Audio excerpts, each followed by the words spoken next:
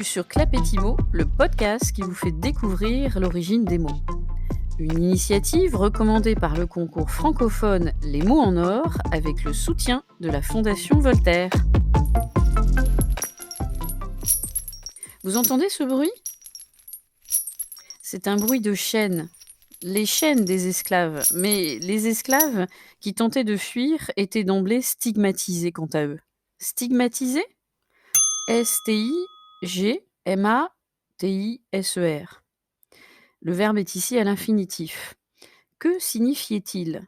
Eh bien, cela voulait dire que l'on marquait au fer rouge les esclaves qui avaient tenté de s'échapper et de retrouver leur liberté.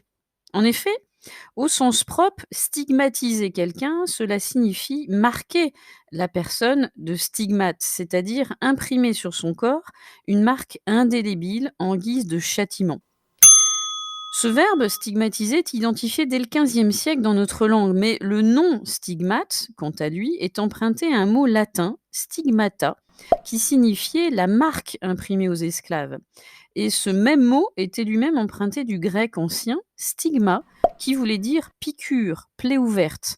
D'ailleurs, de l'Antiquité jusqu'à l'Ancien Régime, le stigmate désigne de façon générale la marque au fer rouge que l'on infligeait aux esclaves, aux voleurs ou encore aux galériens. Cette marque était placée très souvent au niveau de l'épaule.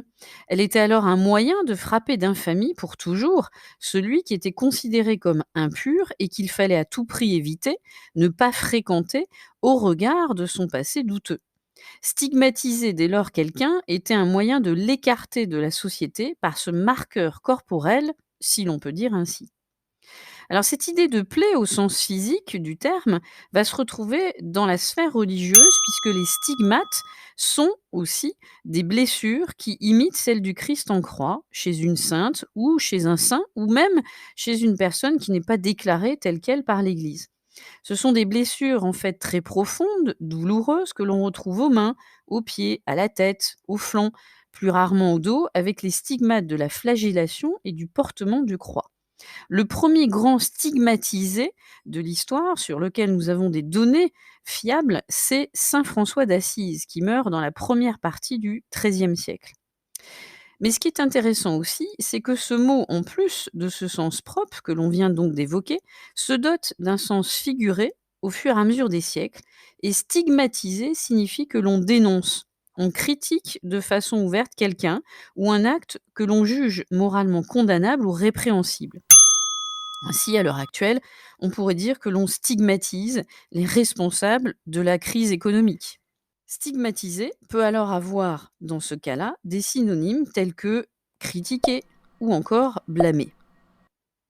Stigmatiser au sens figuré, c'est aussi tenir des propos qui ont pour but de transformer une caractéristique, un comportement, une incapacité ou encore un handicap d'une personne, d'un groupe, en une marque négative ou une marque qui serait le signe d'une infériorité.